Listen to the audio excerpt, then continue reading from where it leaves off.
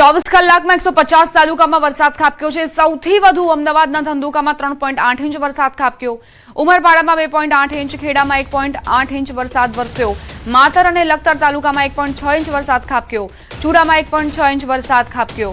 નડિયાદમાં 1.5 inch વરસાદ નોંધાયો। વાલોડમાં અને હાંસોટમાં 1.2 ઇંચ વરસાદ નોંધાયો છે।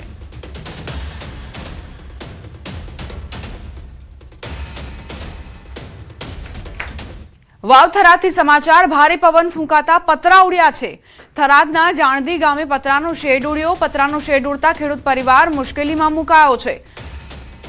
તો પ્રી મોન્સૂન એક્ટિવિટીના ભાગરૂપે જે વરસાદ ખાબક્યો છે ગુજરાતમાં, પરંતુ તે પહેલા જે પવન ફૂંકાયો હતો તેણે ખૂબ જ તારાજી સર્જી છે। વાવ થરાદથી આ તસવીરો સામે આવી કે જ્યાં જાણદી ગામે એક ખેડૂત પરિવાર આ પતરાના શેડ નીચે પોતાનું ઘર વસાવીને રહેતું હતું, અને પરંતુ આ જે તોફાન આવ્યો તેણે બધું જ નેસ્તનાબૂદ કરી નાખ્યું, તબાહી મચાવી દીધી। ખેડૂત પરિવાર અત્યારે મુશ્કેલીમાં મુકાયો છે। કેવી રીતે આ ચોમાસાની સિઝન નીકળશે જે 15 દિવસમાં આવવાની છે?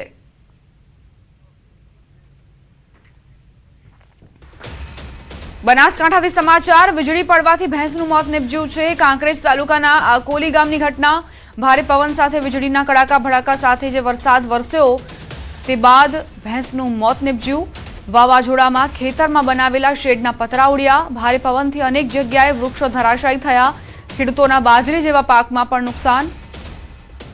ખેડૂતો પશુપાલકોને થયેલ નુકસાનને લઈ તંત્રને જાણ કરાઈ। નુકસાનીને લઈ ખેડૂતોની સરકાર પાસે સહાયની માંગ। કાંકરેજ તાલુકાના આકોલી ગામની ઘટના કે જ્યાં ભેંસનું મોત થયું છે। વીજળીના કડાકા સાથે જે વરસાદ ખાબક્યો તેમાં ભેંસ પર વીજળી પડતા જ ભેંસનું મોત થયું। આકાશી વીજળી કાળ બનીને ભેંસ પર ત્રાટકી અને તેનું મોત થયું।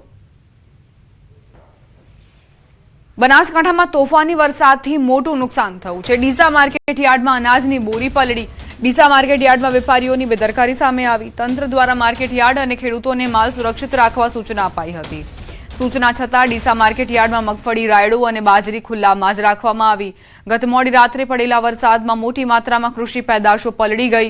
માલ પલળતા વેપારીઓ તેમજ ખેડૂતોને આર્થિક નુકસાન સહન કરવો પડશે।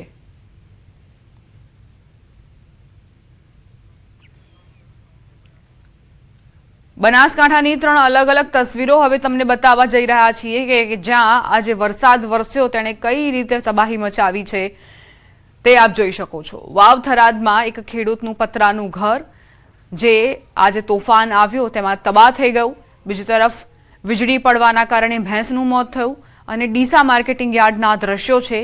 ખુલ્લામાં અહીં બોરીઓ પલળી ગઈ, જે બાદ ખેત પેદાશોની શું દુર્દશા થઈ છે તે આપ અંદાજ લગાવી શકો છો। મગફળી, રાયડો, બાજરી ખુલ્લામાં રાખવામાં આવ્યા હતા। પહેલાથી આગાહી હતી, પહેલાથી સૂચના આપી દેવામાં આવી હતી, પરંતુ વેપારીઓની બેદરકારીના કારણે આ સ્થિતિ સર્જાઈ। સંવાદદાતા કિશોર જોડાઈ ગયા છે વધુ જાણકારી સાથે। કિશોર, આ બનાસકાંઠામાં તો જે વરસાદ વરસ્યો છે તેના કારણે અનેક સમસ્યાઓ। ચોક્કસથી બનાસકાંઠા જિલ્લામાં જે વરસાદ વરસ્યો છે અને ભારે પવન સાથે વીજળીના કડાકા ભડાકા સાથે જે વરસાદ આવ્યો છે તેને લઈને અનેક સમસ્યાઓ પણ જોવા મળી રહી છે। કેટલાક વિસ્તારો અને ગ્રામીણ વિસ્તારોમાં શેડ અને પતરાઓ પણ ઉડ્યા છે। તો બીજી તરફ ડીસા માર્કેટ યાર્ડમાં કમોસમી વરસાદમાં બેદરકારી સામે આવી છે। ડીસા માર્કેટ યાર્ડમાં સૂચના આપવામાં આવી હતી કે ખેડૂતોએ અથવા વેપારીઓએ જે માલ છે તે ઢાંકીને રાખો અથવા પતરાના શેડમાં રાખો, છતાં પણ જે અનાજ અને જણસી જે ખુલ્લામાં પડી હતી તે વરસાદ પડવાના લીધે પલળી ગઈ છે। મહત્વની વાત તો એ છે કે માર્કેટ યાર્ડમાં પડેલ મગફળી, રાયડો અને જે બાજરીની જે જણસી છે તે ખુલ્લામાં રાખવામાં આવી હતી તે પલળી છે, અને તે પલળતા અત્યારે તો ખેડૂતો તેમજ જે વેપારીઓનો આ માલ હતો તે વેપારીઓને પણ અત્યારે તો નુકસાન જોવા મળી રહ્યું છે। વરસાદની આગાહી હોવા છતાં પણ માલ ઢાંકવાની કે સુરક્ષિત જગ્યાએ ખસેડવાની જગ્યાએ ખુલ્લામાં જ મૂકવામાં આવ્યો હતો, અને આ બેદરકારીના લીધે ડીસા માર્કેટ યાર્ડની અંદર ખેડૂતો અને વેપારીઓની જણસી તેમજ અનાજ પલળ્યું છે। દીપા, આભાર કિશોર જાણકારી આપવા માટે। વાવ થરાદ પંથકમાં મોડી રાત્રે વરસાદ ખાબક્યો। વીજળીના કડાકા ભડાકા સાથે વરસાદ નોંધાયો છે। ભારે પવન ફૂંકાતા પાકને નુકસાન પહોંચ્યું।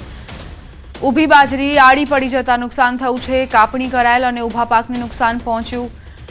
ખેડૂતો ચિંતિત બન્યા છે। જમણા, લોરવાડા, વામી સહિતના અનેક ગામડાઓમાં વરસાદે તારાજી સર્જી છે। કાપણી કરીને રાખવામાં આવેલો પાક જેની ઉપર આજે વરસાદ છે તે તબાહી લઈને આવ્યું, તારાજી લઈને આવ્યું, કારણ કે વીજળીના કડાકા ભડાકા સાથે આ વરસાદે ઊભી બાજરી જેને આડી પાડી દીધી છે। કાપણી કરાયેલ પાકને પણ નુકસાન પહોંચ્યું છે। ખેડૂતો ચિંતા વ્યક્ત કરી રહ્યા છે। મહા મહેનતે આ પાકનું સિંચન ખેડૂતો કરતા હોય છે અને હવે તેને પર પાણી ફરી વળ્યા છે।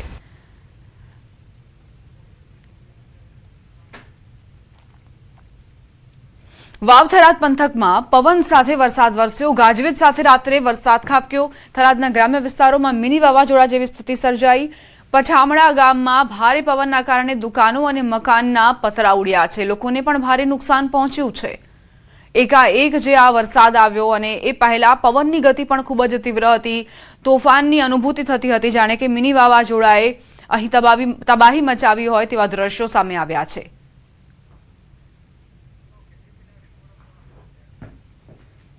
સમાચારોમાં હવે આગળ વધીએ। વડોદરાથી સમાચાર। ડભોઈ નજીક વિચિત્ર અકસ્માતની ઘટના। બોડેલી રોડ પર 4 કાર વચ્ચે અકસ્માત થયો।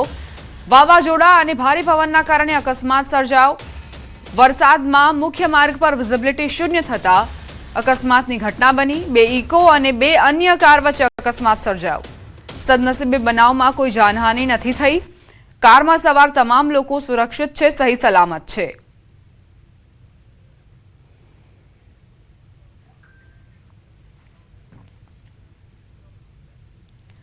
છોટાઉદેપુર જિલ્લામાં મધરાત્રે વરસાદી માહોલ વચ્ચે ફૂંકાયેલા તેજ પવનના કારણે ખેડૂતોને ભારે નુકસાન વેઠવવાનો વારો આવ્યો। બોડેલી તાલુકાના જબુગામ સહિતના વિસ્તારોમાં કેળના પાકને સૌથી વધુ અસર પહોંચી। તેજ ગતિએ પવન ફૂંકાતા કેળના ખેતરોમાં સીધો ફટકો પડ્યો।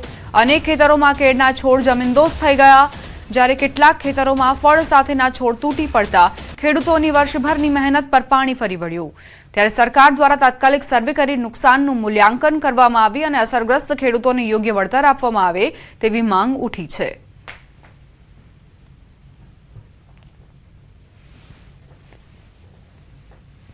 ખેતીમાં મેં કેળનો પાક કરેલો છે અને આ કેળનો પાક 1 વર્ષે આની પાક થાય છે અને આ પાકમાં અઢળક ખર્ચો કરેલો છે અને હવે અમારે પાક કાપવાની તૈયારીમાં છે અને વાવાઝોડું અચાનક આવવાથી અમારા ખેતીને ખૂબ જ નુકસાન થયેલ છે, જેથી અમને સરકાર તરફથી યોગ્ય વળતર મળવું જોઈએ।